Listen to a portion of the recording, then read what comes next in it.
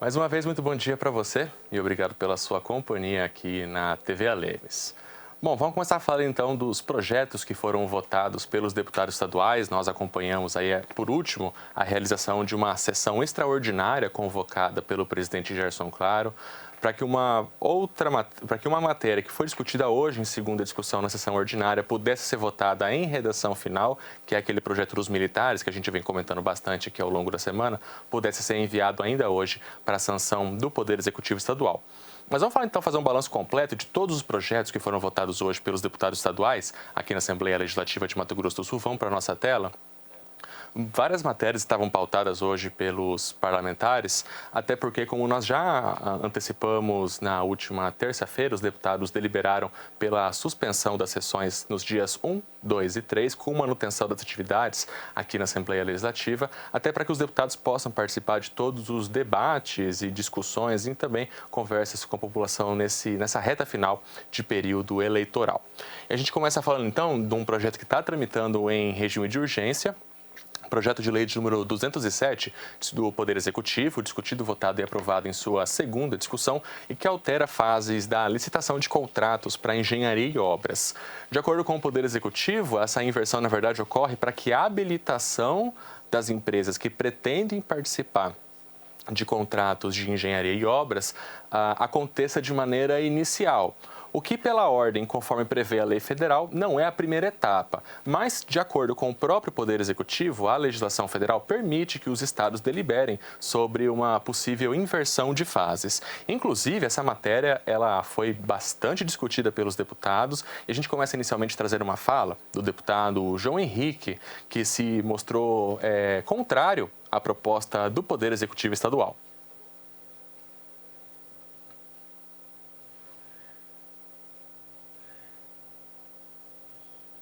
Então, para quem não entende de normas administrativas, público em geral, há todo um cronograma bem montado para que todos possam ter igualdade de participação, possam apresentar seus lances, possam se classificar, possam habilitar, possam vencer o certame e ter a contratação realizada com o poder público.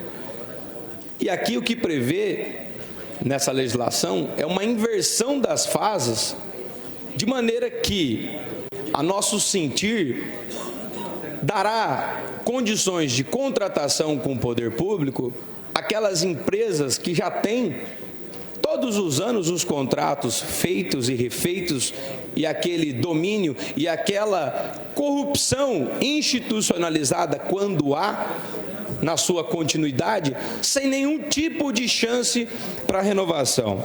Então, que a lei de licitações, a nova lei que foi debatida, que passou por todas as comissões no Senado, na Câmara, no Congresso Nacional, que criou no parágrafo 1º do artigo 17 uma exceção à regra, Vossas Excelências estão tornando essa proposição, essa exceção, regra no Mato Grosso do Sul, especialmente para licitações que tratam de procedimentos de alta monta de obras e serviços de engenharia. O presidente Gerson Claro também participou desse debate, ele se posicionou como favorável ao projeto do Poder Executivo, inclusive fazendo referências a outros estados que adotaram medidas semelhantes. Contribuir com Vossa Excelência, que eu estou, estava olhando a parte jurídica. A própria lei 14.183, no seu parágrafo 1º do artigo 17, ela fala que a fase da licitação pode ser invertida. Em palavras simples, você tem habilitação e preço. Hoje, é comum dar primeiro o preço para depois ver se a empresa tem habilitação. O que o governo está fazendo? Olha, vamos ver se a empresa tem os documentos, está tudo certo, para depois dar o preço. O STJ já faz assim, o Tribunal de Justiça do Mato Grosso do Sul já faz assim, e o Brasil todo está fazendo assim. Nós estamos só regulamentando e já está pacificado pelo STF que pode. Então, ademais, é posição política, né? A gente até viu nas imagens o deputado Pedrocian Neto ali no microfone na parte de baixo do plenário, o deputado presidente Gerson Claro, estava participando também de um posicionamento trazido pelo deputado Pedrocian, que a gente confere agora, o deputado Pedrocian, que também se posicionou favorável à matéria do governo. E eu acho que assim, são preocupações legítimas que os deputados têm que fazer com relação a todo esse tema, mas aqueles que conhecem a dificuldade que é para fazer um processo licitatório, só tem como elogiar essa medida do governo do Estado, governador Eduardo Riedel, que estabelece uma lógica no sentido de desburocratizar e facilitar o processo licitatório. Do ponto de vista jurídico, eu acho que é importante a gente até fazer essa leitura aqui, para que todos os deputados tenham plena consciência da legalidade e da juridicidade dessa medida, uma vez que o Supremo Tribunal Federal, no julgamento de recurso extraordinário 11.88.353, fixou a seguinte tese de repercussão geral no tema 1036, abre aspas. São constitucionais as leis dos estados, Distrito Federal e municípios que, no processo licitatório, antecipam a fase de apresentação das propostas à da habilitação dos licitantes, em razão da competência dos demais entes federativos de legislar sobre procedimento administrativo. Então, fixou-se uma repercussão geral com relação a esses temas, porque outros estados já apresentaram legislações análogas, isso já foi debatido e está absolutamente pacificado pela mais alta corte constitucional desse país, a legalidade dessa medida.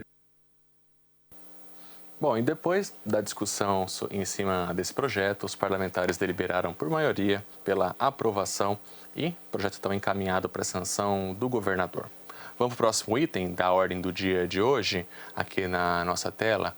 Também tramitando em regime de urgência o projeto de lei complementar de número 8, encaminhado pelo Poder Executivo Estadual, que em segunda discussão foi aprovado na sessão ordinária, que em redação final foi aprovado na sessão extraordinária e que atualiza a questão do sistema de remuneração dos militares sul-mato-grossenses, traz aquela possibilidade de retribuir o militar designado para mais de uma função privativa de carreira, diminui o período previsto para interstício de progressão de carreira de maneira horizontal, né? Agora são 7 níveis para a carreira dos policiais e dos bombeiros, e com um intervalo de 5 anos para o avanço entre uma e outra carreira. E aumenta também a faixa de isenção da contribuição dos militares para o sistema de proteção social, também para 3 salários mínimos, assim como aconteceu com os demais servidores aposentados do Poder Executivo Estadual, que aqueles com doenças graves são isentos em até nos 3 primeiros salários mínimos da contribuição previdenciária.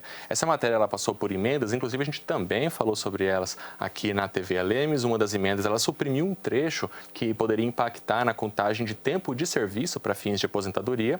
Um ponto que foi demandado pelos policiais, foi negociado pela Casa com o governo então aceitou. A Comissão de Segurança apresentou essa emenda e também uma outra emenda que alterou a redação sobre a questão dessa isenção de contribuição que eu mencionei há pouco.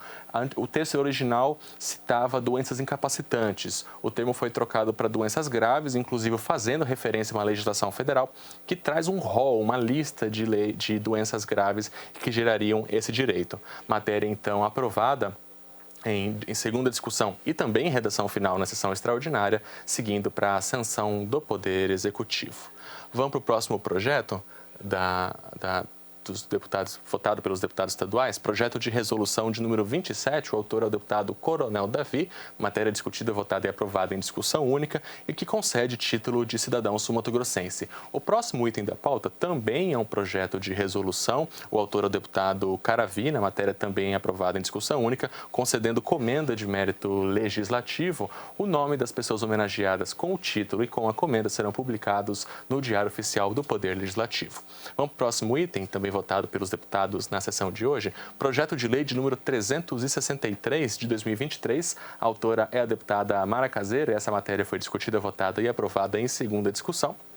e que estabelece diretrizes para a construção de uma política estadual de estímulo à atividade de podólogos. Essa atividade dos podólogos, inclusive, traz o projeto de lei, foca nas duas possibilidades da profissão. A do podólogo, propriamente dito, que indica a deputada Mara Caseira no texto da lei, que é um profissional com formação em nível superior, e também os técnicos em podologia, que, como o próprio termo diz, né, a partir de uma formação em nível técnico, também praticam algumas áreas dessa profissão também. Então, são bases para a construção de uma política estadual. Até inclusive, a gente destacou aqui o porquê dessa iniciativa proposta pela deputada Mara Caseira: promoção da atividade, incentivo à formação de profissionais e também divulgação de informações sobre a profissão. Matéria aprovada em segunda discussão na sessão de hoje. Vamos para o próximo item. Projeto de lei de número 183, projeto do governo, aprovado em primeira discussão, votação da constitucionalidade, e que autoriza o Poder Executivo a doar com encargos imóvel ao município de Sonora. De acordo com o projeto de lei encaminhado pelo Poder Executivo, é um terreno em que já está construída tanto a sede do Poder Executivo Municipal de Sonora, a Prefeitura, como também a sede do Poder Legislativo, a Câmara Municipal de Sonora. Então, o Poder Executivo quer fazer agora a transferência de vez, se assim a gente pode dizer, né? Essa transferência para a titularidade do município de Sonora, fazendo essa regularização. Próximo item da pauta de hoje, também votada pelos deputados nessa última sessão da semana aqui na Assembleia Legislativa, projeto de lei de número 190, projeto também do governo e também aprovado em primeira discussão, que autoriza a Junta Comercial de Mato Grosso do Sul a isentar alguns serviços. A legislação federal ela prevê que a isenção para serviços da Junta Comercial deve estar prevista em lei, então é o que faz o governo encaminhar essa medida. O que passa a estar isento, então, pela Junta Comercial? Certidão a órgãos públicos e entidades do poder público para cumprir alguma atribuição legal, consulta a assentamentos para órgãos públicos estaduais sem a necessidade de convênio, também isento. Outros entes, órgão federal ou órgãos municipais, também poderão fazer consulta aos assentamentos da Junta Comercial de Mato Grosso do Sul sem custo, mas com convênio com a Junta Comercial, e também o fornecimento de relatórios a órgãos envolvidos no registro e legalização de empresas, esses relatórios também fornecidos sem custo a esses órgãos públicos. Matéria aprovada em primeira discussão, vai para análise das comissões de mérito aqui da Casa de Leis. Bom, esses então foram os projetos pautados para a sessão de hoje. Os parlamentares também deliberaram sobre 2 requerimentos, 12 indicações, 4 moções de congratulação e uma moção de pesar nessa última sessão do mês de setembro aqui na Lemes. 11h25 em Mato Grosso do Sul. A gente traz agora talvez um primeiro encerramento de um assunto que foi muito discutido nas últimas semanas aqui na Assembleia Legislativa, que é o conflito agrário. Ontem, inclusive, desde terça-feira, na verdade, os deputados discutiram o envio de uma indicação ao governo federal, ao Supremo Tribunal Federal, pedindo providências imediatas para uma solução que pudesse encerrar esses conflitos aqui no nosso estado. Ontem, essa indicação ela foi transformada em nome da Casa, o texto foi ajustado pelo deputado Pedro Kemp a pedido do presidente Gerson Claro. A indicação ela foi encaminhada para o governo federal, para o Supremo Tribunal Federal, e ontem à tarde, uma sessão de conciliação mediada pelo Supremo Tribunal Federal conseguiu um consenso. Né?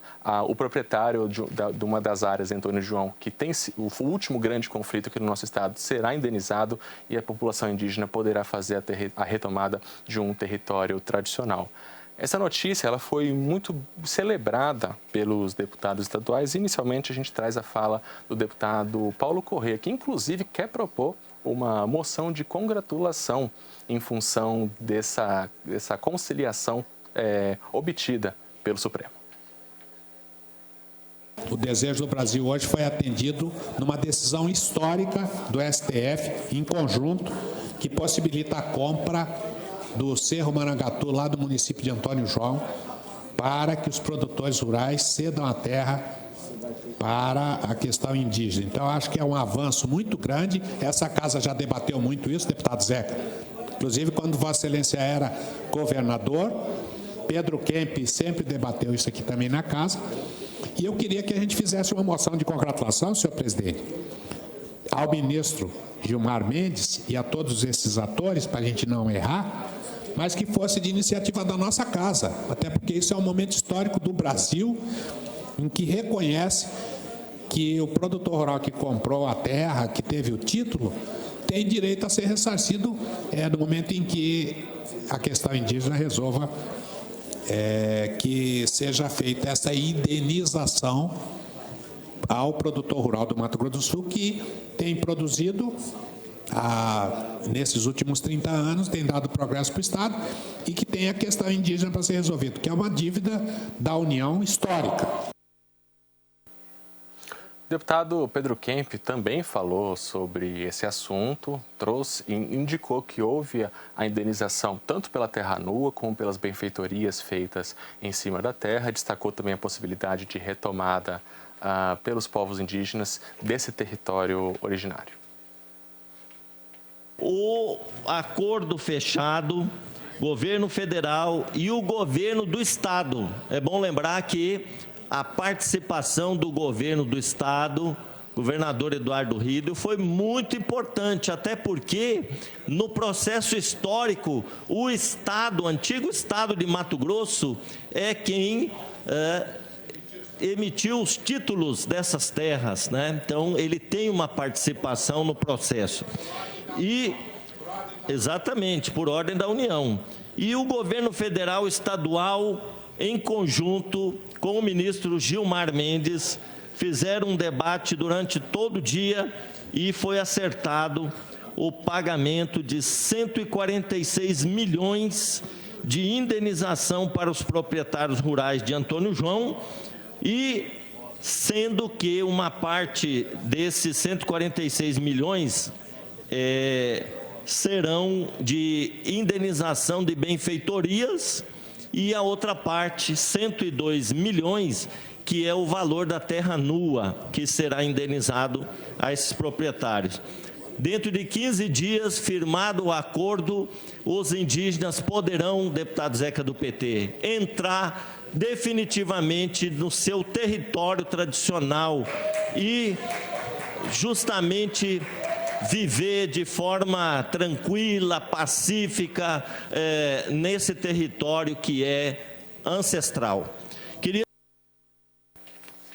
O presidente Gerson Claro também falou sobre esse assunto, inclusive destacando o papel da Alemes ao debater esse tema, que agora chega a um consenso. Nós, desde o início dessa legislatura, temos falado em nome desta casa que nós vamos pautar e estamos pautando o nosso trabalho buscando o resultado. Resultado é a palavra que tem pautado o trabalho do Estado de Mato Grosso do Sul, da Assembleia Legislativa.